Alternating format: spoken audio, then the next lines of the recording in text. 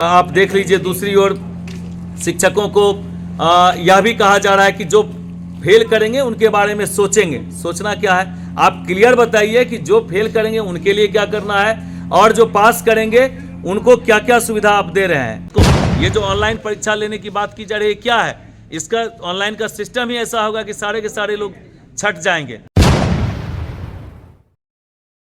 राज्यकर्मी का दर्जा की मांग को लेकर के हमारे शिक्षक संगठन, तमाम संगठन लगातार कई वर्षों से आंदोलनरत रहे हैं और सरकार बार बार यह आश्वासन देती रही है कि राज्यकर्मी का दर्जा दिया जाएगा और जो भी मांगे हैं उसको पूरी की जाएगी।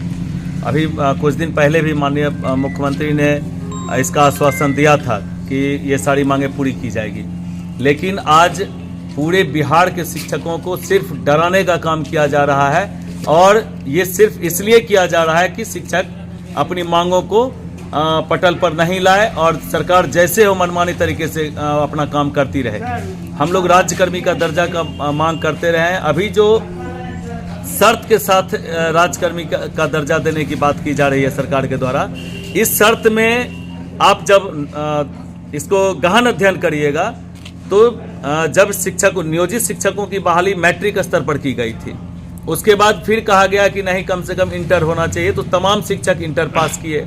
और एक चीज बताइए कि जो शर्त अभी लाया गया है इसको राज्यकर्मी का दर्जा देने के लिए जो शर्त लाया गया है, ये सरकार जानती है कि इस शर्त में बहुत कम शिक्षक खड़े उतरेंगे।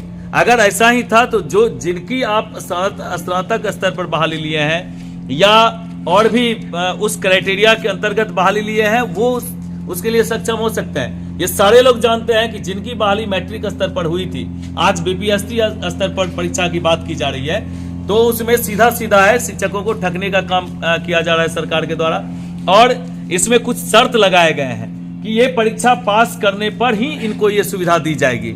उसके बाद जिला से दूर जाकर के जिस तरह की सुविधा दी जा रही है उसमें जिला से बाहर जाकर के शिक्षक नहीं काम कर पाएंगे। अगर आप देख लीजिए, दूसरी ओर शिक्षकों को यह भी कहा जा रहा है कि जो फेल करेंगे उनके बारे में सोचेंगे। सोचना क्या है, आप क्लियर बताइए कि जो फेल करेंगे उनके लिए क्या करना है और जो पास करेंगे उनको क्या क्या सुविधा आप दे रहे हैं। दूसरी बात कि जो शिक्षक आप एकदम कंपलसरी कर दिए हैं कि बाहर यहाँ से जाना ही होगा, ये सारी चीजें सिर्फ और सिर्फ डराने के लिए किया जा रहा है। राज्यकर्मी का दर्जा सरकार नहीं देना चाहती है।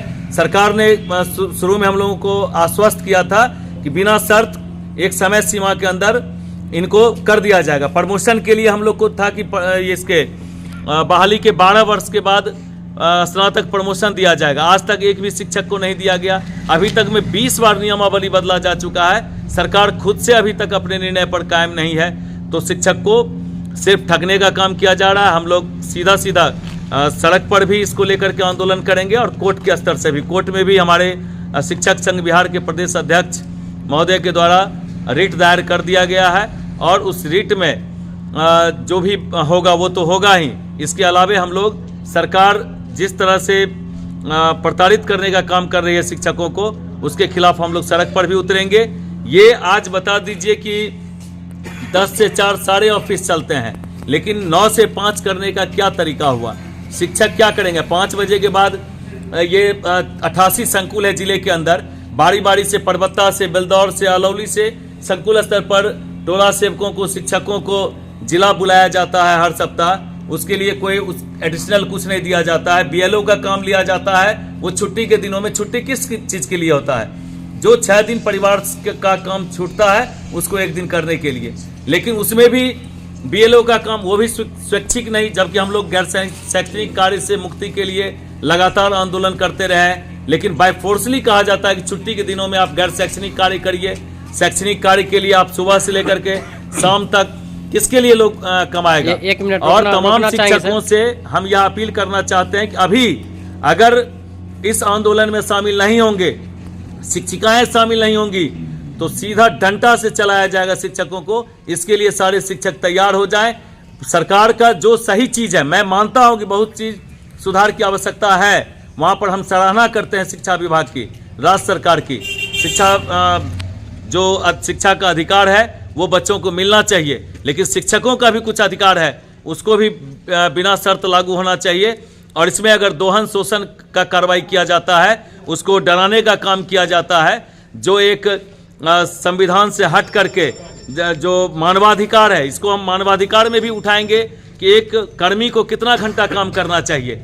दो तरह के कर्मी होते हैं, शारीरिक श्रम करने वाले, मानसिक श्रम करने वाले। उसके लिए क्या आचार संहिताएं हैं, उसमें अगर उसको प्रताड़ित करने का काम किया जाएगा तो हम इस मामले को हम लोग मानवाधिकार में भी उठाएंगे, कोर्ट भी जाएंगे और सड़क पर भी लड़ने का काम करेंगे। सीधा सीधा देखिए, राजकर्मी का दर्जा हम लोग शुरू से बिना शर्त मांग करते रहे, क्योंकि जब आप बहाली किए 2005 में, 6 में, 8 में, 11 में, 12 में, 17 में, 18 में 10 बार बहाली हो चुकी है शिक्षकों की, और हर बार यह मांग होती रही है कि जो सैंक्शन पोस्ट हमारा था, सैंक्शन पोस्ट के अंतर्गत उसकी बहाली होनी चाहिए, और सैंक्शन पोस्ट को समाप्त कर दिया गया। मेरा कहना है कि जो शिक्षक हैं उनको बिना शर्त राज्यकर्मी का दर्जा दे।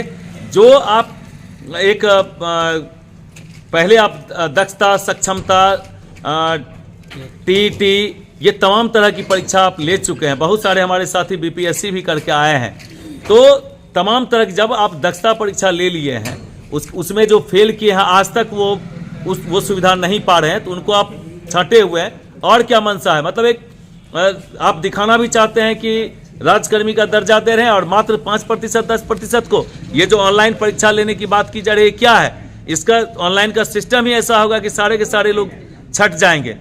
हम चाहते हैं कि जो परीक्षा, दक्षता परीक्षा लिया गया, जो टीईटी परीक्षा लिया गया, आप टीईटी का मतलब टीचर एबिलिटी टेस्ट लेकर के, जब टीचर एबल हैं, दक्ष हैं, दक्षता परीक्षा के माध्यम से आप दक्ष मान लिए हैं, और उसके आधार पर ही सारी चीजें देने की बात थी, तो रोज नया नया परीक्षा का क्या मतलब है?